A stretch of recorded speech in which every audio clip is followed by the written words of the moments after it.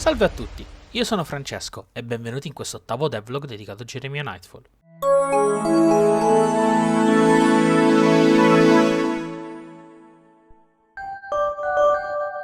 Oggi parleremo del terzo mese di sviluppo del gioco. Bene, iniziamo.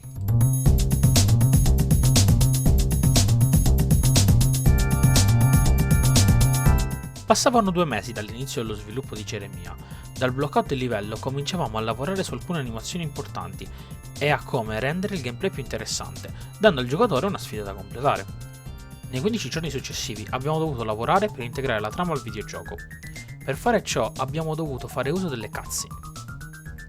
Quindi i nostri game designer e animatori hanno cominciato a lavorare su un'ipotetica intro. Nel frattempo il reparto artistico forniva il materiale per la cutscene.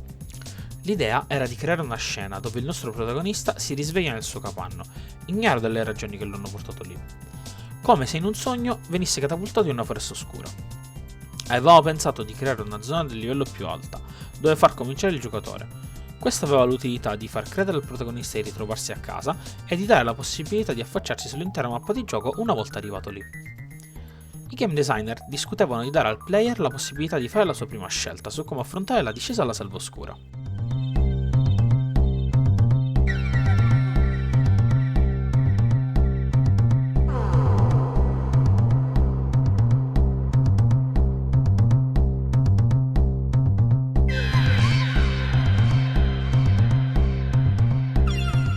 Tuttavia c'erano ancora molti bug da risolvere e ogni giorno diminuivano il tempo e le risorse necessarie al completare la deadline. Il 19 novembre del 2020 fu la fine di uno sprint molto importante e sofferto, poiché serviva ad ottenere la prima build completabile. Una volta ottenuta la build potevamo finalmente testare il gioco e renderci conto dei bug e di eventuali bilanciamenti da sistemare. Preparammo delle liste di bug e critiche per prepararci alle successive settimane. E venne fuori che il gioco era ancora molto scarno. C'erano molteplici bug di vario genere, alcuni più semplici si limitavano a moltiplicare il diario al momento della sua raccolta, e altri più limitanti rendevano ardua la possibilità di arrampicarsi sulle sporgenze. Inoltre i giocatori percorrevano il livello come in una staffetta, con tanto di fiamma olimpica, rovinando completamente l'atmosfera che avevamo intenzione di offrire. Infine bisognava rendere più leggibile il puzzle finale e far funzionare la scala che portava all'endgame. Rendendoci conto di ciò, organizzammo una riunione per discutere la risoluzione del tutto e sul come prepararci a priorizzare i task che avevamo dovuto affrontare. Così ci avviammo a preparare il nostro primo sprint in Gyra.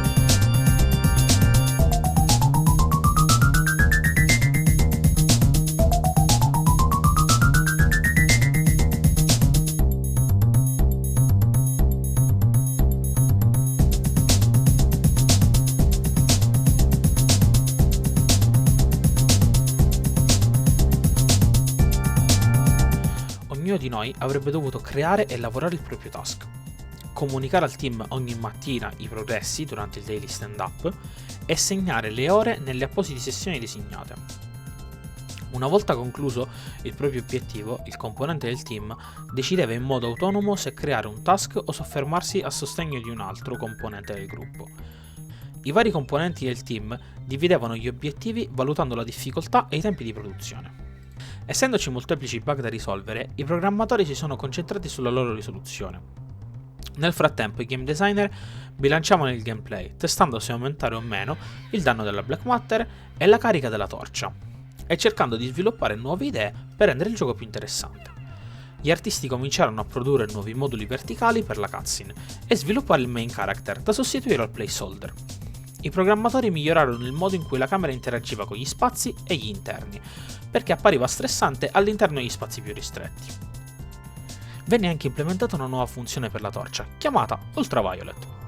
Questa agiva rendendo visibili oggetti invisibili, anche se per l'appunto gli ultimi venivano segnalati tramite degli elementi visivi o sonori, in modo tale da non renderli individuabili al giocatore e non stressarlo eccessivamente.